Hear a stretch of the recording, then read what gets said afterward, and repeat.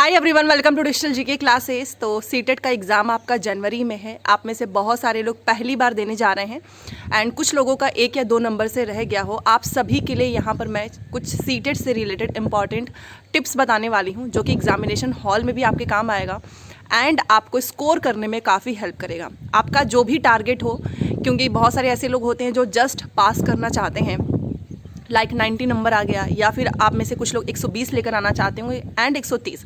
And अगर आपने target अपना हाई रखा होगा और जब आप वो अचीव भी कर लेते हो ना, तो एक कॉन्फिडेंस भी आ जाता है। सीटेट एग्ज़ाम में अगर आपने अच्छा नंबर स्कोर कर लिया, यस, ये मैटर नहीं करता है कि आपने बहुत ज़्यादा स्कोर किया है तो ही आप आगे जाके किसी भी रिक्रूटमेंट में अप्लाई कर पाएंगे, बट फिर भी जब स्कोर ज़्यादा आता है तो हमें एक कॉन्फिडेंस मिलता है और ऐसा लगता है कि येस, हम आगे के दूसरे एग्जाम्स को भी अच्छे से क्लियर कर सकते हैं। तो बेसिकली मैं आपको सीटेट से रिलेटेड सारे टिप्स बताने वाली हूँ और वो सारी जो मैंने खुद अपने एग्ज़ाम के समय किया था। बाकी मैं एक चीज़ और यहाँ पे ऐड करना चाहूँगी, अगर आप पेपर 2 की तैयारी कर रहे हैं या पेपर 1, तो आप चैनल को जरूर सब्सक्राइब कर लेना, क्योंकि यहाँ से NCERT के ही द्वारा जो भी चीज़ें आपको प्रोवाइड कराई जाती हैं मेरे चैनल से, सब कुछ NCERT बेस्ड होता है, क्योंकि सीटेट में NCERT के अलावा कुछ भी नहीं आता है। ठीक, सो आगे बढ़ने से पहले मैं आप सभी को बताना चाहूँगी कि आज टेक्स्ट बुक पे जो सेल है उसकी लास्ट डेट है 9 दिसंबर है। एंड आप सीटेट की तैयारी कर रहे हो, किसी भी एग्जाम की तैयारी कर रहे हो, आपको प्रीवियस क्वेश्चन चाहिए, मॉक टेस्ट चाहिए, तो yearly text book pass pro पे ऑफर चल रहा है। GKC कोड के माध्यम से आप ये ले सकते हो। 1 साल के लिए आपको प्रीवियस क्वेश्चन, मॉक टेस्ट, आप PYQ को डाउनलोड भी कर सकते हो। हर एक एग्जाम का, जिस भी एग्जाम की आप तैयारी कर रहे हैं ना, हर एक एग्जाम का आपको यहाँ पे PYQ मिल जाएगा। सारी डिटेल आपको मेरे डिस्क्रिप्शन बॉक्स में मिल जाएंगी, वहाँ से चेकआउट जरूर करें।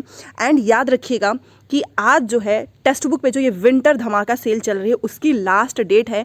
आज के बाद से ये प्राइस बढ़ जाएगी एंड ये जो 359 आपको दिख रहा है ना, ये आपको फिर महंगा पड़ेगा। तो आप लेना चाहें तो आज ले सकते हो और प्रीवियस क्वेश्चंस मॉक टेस्ट में अपना एनालिसिस कीजिए एंड स्कोर बढ़ाइए। ठीक है। एंड मैं आपको बताना चाहूँगी कि अभी जो आपका पेपर 2 का एग्ज़ाम हुआ था पिछली बार, उसमें बहुत कम लोग ही पास कर पाए थे। इसका रीज़न था कि उन्होंने NCERT नहीं पढ़ी थी। और मैं अपने चैनल पे ऑलमोस्ट मैंने हिस्ट्री, ज्योग्राफी, पॉलिटी, SST का पूरा कंटेंट कंप्लीट हो चुका है। कुछ एक हफ्ते में जो है हमारा पॉलिटी भी कंप्लीट होने वाला है। तो आप प्लेलिस्ट में जाइएगा और फ्री में मटेरियल अगर आपको मिल रहा है तो आप उसका फ़ायदा ज़रूर उठाएं, क्योंकि अगर आपने यूट्यूब पे देखा होगा तो कोई भी आपको सोशल साइंस नहीं पढ़ाने वाला है। पढ़ाएगा भी तो 1 या 2 दिन कुछ चैप्टर्स पढ़ाएंगे और कुछ चैप्टर से आपका पेपर नहीं निकलेगा। बहुत सारे अभ्यर्थी स्टूडेंट्स कमेंट करते हैं कि जब से उन्होंने NCERT पढ़ी है तो अभी उन्होंने जस्ट स्टार्ट किया है और 35 से 40 नंबर वो उनके आ रहे हैं। सोचिए, अभी बस उन्होंने प्रैक्टिस भी नहीं किया है। तो आप इस तरीके से टेलीग्राम पे जुड़ जाना, वहाँ पे मैंने सारे PDF भेजे हुए हैं। फाइल वाले सेक्शन में जाकर आप पेपर 2 के सारे SST वाले सारे PDF डाउनलोड कर सकते हो।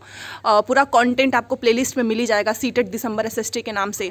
बाकी मैंने, जैसे कुछ लोग बोल रहे थे कि 1 लाइनर कब आएगा या फिर CDP वगैरह, उसकी भी तैयारी चल रही है। बीच में कुछ आपको पता ही है, तबीयत नहीं सही थी तो काम रुक गया था, बट क्लासेस फिर भी आ रही थी। अब दोबारा से कंटिन्यू हो जाएगा। आपको 1-2 वीडियोस में सारे सब्जेक्ट्स के अलग अलग भी वो भी कंटेंट मिल जाएगा।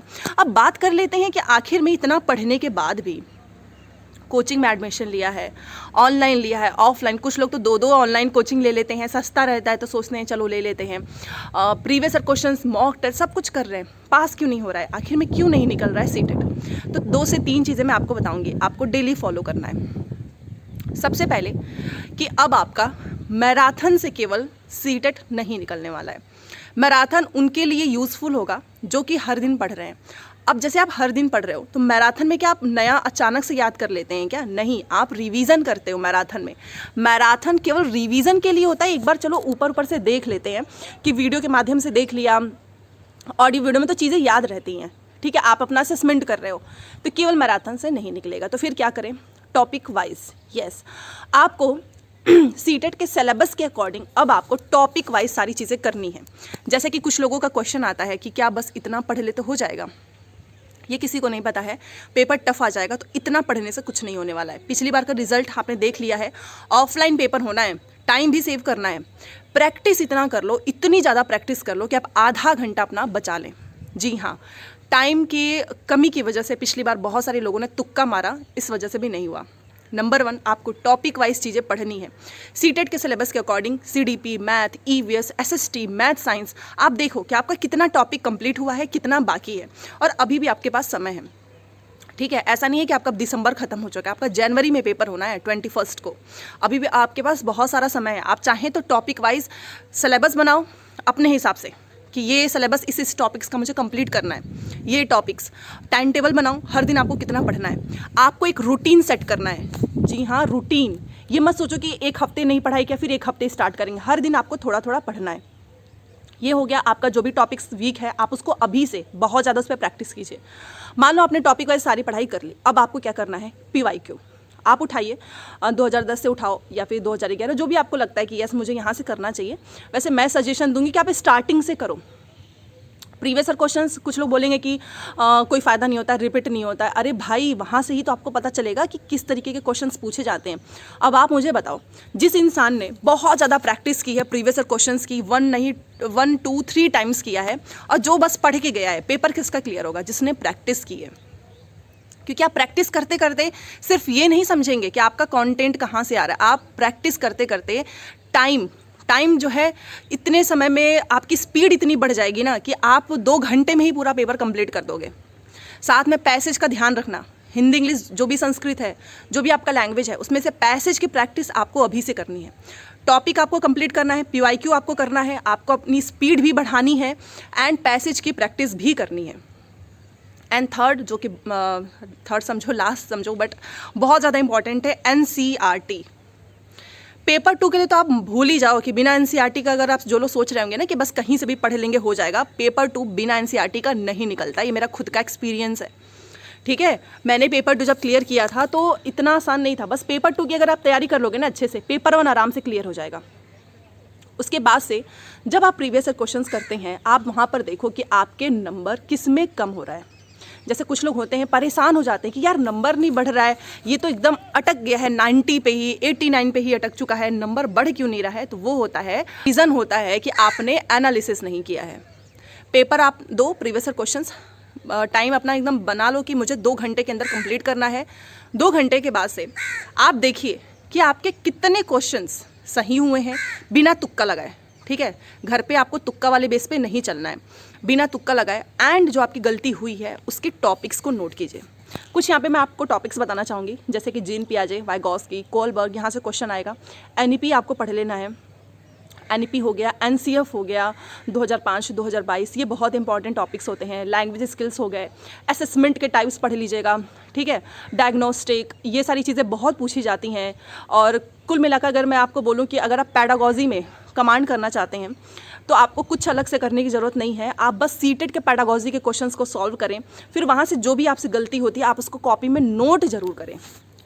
एक चीज़ याद रखिएगा, मान लो आपने, चलो एग्जांपल देते हैं, आपने अगस्त का प्रीवियस ईयर क्वेश्चंस किया, आपके उसमें 90 सही हो गए, बाकी के क्वेश्चंस गलत हो गए। अब आप उसका एनालिसिस कीजिए। एनालिसिस करने में आपको लगे कि ये नया क्वेश्चन है, आपको नहीं समझ में आ रहा है, आप इस तरीके से सब्जेक्ट वाइज, जैसे कि CDP में आपने 5 गलती की, उस क्वेश्चन को नोट कर लिया, इस तरीके से आपके खुद के शॉर्ट नोट्स तैयार हो जाएंगे। और वो क्वेश्चन यूनिक होता है क्योंकि वो आपको नहीं आ रहा है, आप उसका रिविज़न कीजिए। रिविज़न करेंगे एग्जाम के टाइम पर भी, उसका फ़ायदा आपको एग्जामिनेशन हॉल में देखने को मिलेगा, क्योंकि एक एक वर्ड्स भी ना वहाँ से आते हैं प्रीवियस ईयर क्वेश्चन से। पूरा क्वेश्चन रिपीट नहीं होता है, बट वो जो एक वर्ड जो कि आपने शॉर्ट नोट्स बनाए होंगे प्रीवियस ईयर क्वेश्चंस के थ्रू, अगर वो आ गया तो आप सोचो एलिमिनेशन में कितना आपको हेल्प करेगा, ठीक है। तो सीटेट बहुत इजी एग्जाम है, टफ एग्जाम नहीं है, बस आपको इसको समझना है, आपको आराम से करना है, बहुत जल्दीबाजी मत करना कि जैसे कुछ लोग बहुत ज़्यादा परेशान हो जाते हैं कि अभी सिलेबस नहीं कंप्लीट हुआ, ये नहीं हुआ है। कुछ नहीं, आप बस टॉपिक वाइज कंप्लीट करते जाओ, रिवीजन करते जाओ, PYQs करो, और हर दिन आपको एक जो है टेस्ट देना है प्रीवियस ईयर क्वेश्चंस का। इससे आप टाइम जो है मैनेज कर लेंगे आराम से। बस बहुत सिंपल है, और NCERT के बाहर आपको नहीं जाना है, ठीक है। बाकी मैं आपको टैग वर्ड्स बताने वाली हूँ, किस तरीके से पेपर सॉल्व करना है। टैग वर्ड्स बहुत इंपॉर्टेंट होता है, पैसेज सॉल्व करने की ट्रिक्स भी मैं आपको बताऊंगी। एंड जो CDP हो गया, अलग अलग सब्जेक्ट्स के, वो भी मैं आपको बताने वाली हूँ। 1 या 2 पेज के ऐसे ऐसे नोट्स देती जाऊंगी जहाँ से रिवीजन हो जाएगा, ठीक है। तो चलिए मिलते हैं नेक्स्ट क्लास में। चैनल को सब्सक्राइब करके प्लीज़ वीडियो को लाइक कर दीजिएगा अगर आपको वीडियो हेल्पफुल लगती होगी तो। मिलते हैं नेक्स्ट क्लास में। Thanks for watching.